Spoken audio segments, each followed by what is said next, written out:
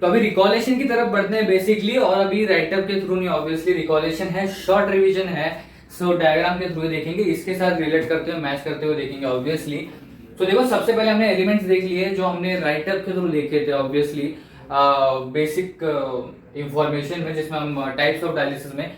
सो यहाँ पर हमने देखा था solution bag, dialysis solution, clamp and tubes, उसके बाद सेपरेशन कनेक्शंस, उसके बाद कनेक्टर्स जो कैथेटर को कनेक्ट करते हैं, कैथेटर जो एब्डोमेन में इम्प्लांट हुआ है, देन पेरिटोनियम जिसको हम ऑब्वियसली लाइनिंग ऑफ एब्डोमेन भी बोलते हैं, एंड ये पूरा एब्डोमेन कैविटी और एब्डोमेन आपका, राइट।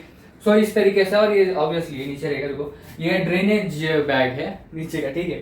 सो आप देखो बेसिकली पेरिटोनियम डायलिसिस है क्या, ये एक ऐसा ट्रीटमेंट है जिसमें एब्डोमेन की लाइनिंग्स को यूज करके हमारे ब्लड को बॉडी के अंदर ही नेचुरली आप बोल सकते हो, एक इनडायरेक्टली या डायरेक्टली नेचुरली आपके ब्लड को फिल्टर किया जाता है by using the abdomen linings. Okay, so basically क्या है peritoneum dialysis? It is a treatment in which the linings of abdomens are used, lining of abdomen are used, जिसको हम peritoneum भी बोलते हैं, to filter the blood inside a body. Okay, so ये हो गया हमारा पेरिटोनियम डायलिसिस के पेरिटोनियल डायलिसिस के बारे में।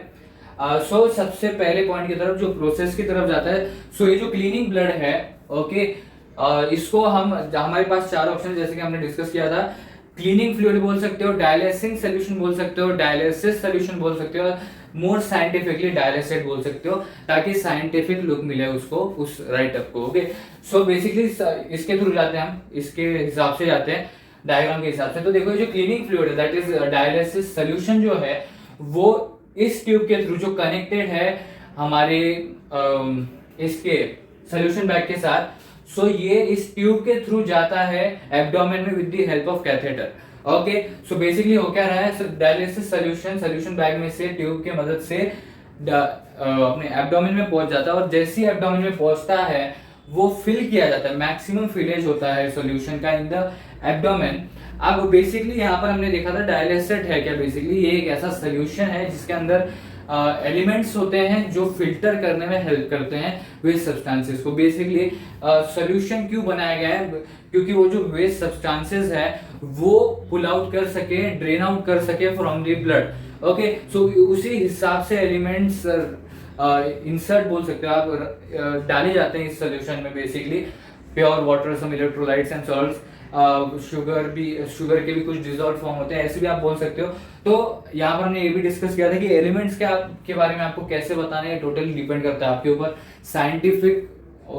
साइंटिफिकली बताना है आपको, साइंटिफिक टर्म्स यूज करके बताना है, शॉर्ट में बताना है, वो आपको आपके ऊपर है बेसिकली। अब ये भी हम डिस्कस करने वाले हैं अभी रिकॉलेशन में कि किस हिसाब से लिखना है आपको, बिकॉज डायलिसिस के ऊपर ऑब्वियसली क्वेश्चन आता है, पर टाइप्स के ऊपर ज्यादातर नहीं आता, उसके बारे में हम डिस्कस करने वाले हैं। तो बेसिकली डायलिसेट क्या है? डायलिसेट क्या है? एक ऐसा सोल्यूशन है जिसके अंदर ऐसे कुछ एलिमेंट्स होते हैं जो कि टॉक्सिन्स या टॉक्सिन वेस्ट, या आप सिंपली बोल सकते हो अपना वेस्ट सब्सटेंसेस को पुल आउट करता है ब्लड में से और हमारे ब्लड को फिल्टर करता है, ये है डायलिसेट, या आप बोल सकते हो डायलिसिस सोल्यूशन। तो ये जो डायलिसिस सोल्यूशन है हमारे एब्डोमेन में फिलअप हो जाता है, और इसके वजह से जो एब्डोमेन की लाइनिंग्स है वो भी फिल्टर की तरह एक्ट करने लगती है, फिल्टर की तरह एक्टिव हो जाती है।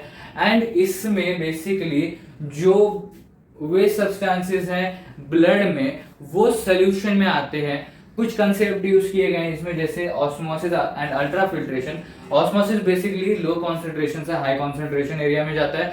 सो यहाँ पर क्या हो रहा है, वाटर, एक्सेस वाटर का लेते हैं, तो excess water high concentration blood में, तो वो जाएगा हमारे सोल्यूशन में जिसमें एक्सेस वाटर की मात्रा या कॉन्सेंट्रेशन लो है। अल्ट्रा फिल्ट्रेशन क्या था? अल्ट्रा फिल्ट्रेशन बेसिकली जो सोल्यूशन के अंदर कुछ ऐसे एलिमेंट्स होते हैं जिस वजह से जो एब्डोमेन की लाइनिंग्स है वो एक्ट करने लगती है एज अ फिल्टर, और उसके वजह से जो पेरिटोनियम या एब्डोमेन की लाइनिंग्स है वो सब्सटेंसेस को मूव करने लगता है या ड्रेन आउट करने लगता है from the blood to the solution. Basically, what is ultrafiltration? In ultrafiltration, the abdomens of linings are used, and the more important thing is that the substances moves from blood to solution through peritoneum or the abdominal linings due to the elements present in the solution. Okay, solution में कुछ ऐसे elements हैं जिस वजह से जो peritoneum linings है वो एज अ फिल्टर एक्ट कर रही है, जिस वजह से आपका जो ब्लड में जो भी सब्सटेंसेस होंगे, वेस्ट सब्सटेंसेस, वो सोल्यूशन में आ रहा है। एंड बेसिकली हमको यही चाहिए, वो भले ऑस्मोसिस के थ्रू हो रहा हो या अल्ट्रा फिल्ट्रेशन के थ्रू हो रहा हो, हमें जो वेस्ट सब्सटेंसेस है हमारे जो सोल्यूशन हमने फ्लो किया है एब्डोमेन में उसमें चाहिए।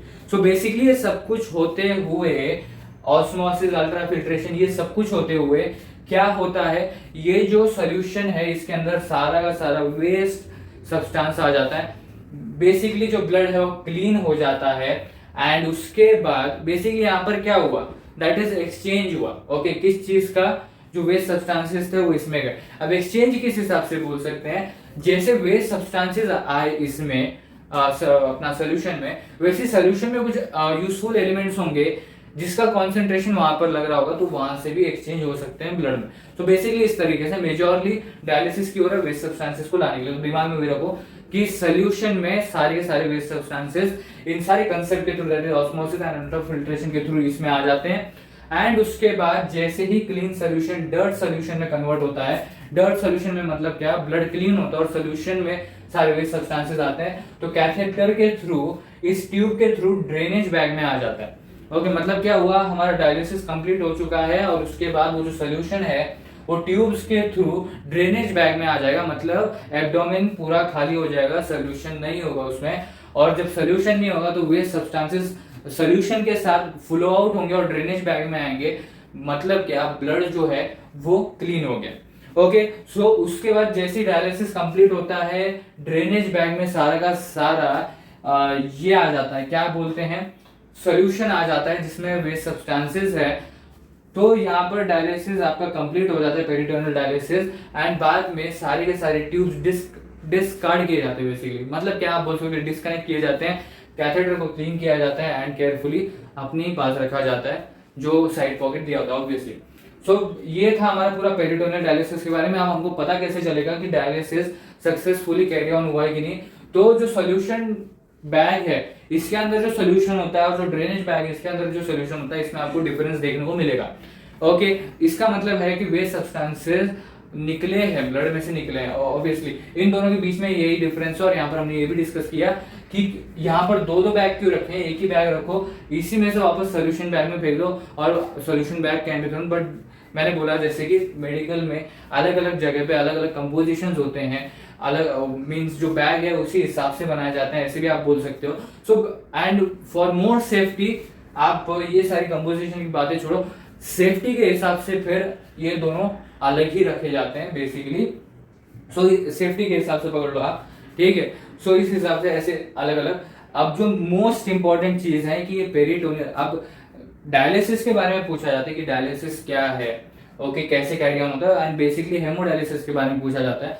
बट अगर पेरिटोनियल डायलिसिस के बारे में पूछा जाता है, so according to the marks, जैसे हमारा एसएसटी का भी चल रहा था, देन अभी ये लाइफ प्रोसेसेस के चैप्टर के दौरान भी जब हम क्वेश्चन के बारे में डिस्कस कर रहे थे बीच बीच में, तो उसमें भी मैंने कहा अकॉर्डिंग टू द मार्क्स आपको लिखना है। तो जैसे कि मैंने स्टार्टिंग में इंट्रोड्यूस करवाया था कि ये सोल्यूशन ट्यूब के थ्रू एब्डोमेन में जाता है, एब्डोमेन में ऑस्मोसिस और अल्ट्रा फिल्ट्रेशन के थ्रू सब कुछ क्लियर होता है और फिर वो जो डर्टी ब्लड होता है या डर्टी सोल्यूशन होता है ड्रेनेज बैग में आता है। तो अगर कम मार्क्स के लिए पूछा गया तो आप शॉर्टली बता सकते हो, उसमें ऑस्मोसिस और अल्ट्रा फिल्ट्रेशन को डिटेल में एक्सप्लेन करने की जरूरत नहीं है। फिर ट्यूब कैसे कनेक्ट होते हैं, बेसिक एलिमेंट्स क्या है, डायग्राम वगैरह ये सारी की जरूरत नहीं, ब्रीफ में बताओ अगर कम मार्क्स के लिए आए। अगर डिटेल में बोला है मतलब क्या ज्यादा मार्क्स के लिए आए कि पेरिटोनियल डायलिसिस के बारे में बताओ, then the best way is that draw the diagram, tell about the basic elements, जो हमने बेसिक पॉइंट डिस्कस किए उनको भी आप इंप्लीमेंट कर सकते हो, वहां पर लिख सकते हो।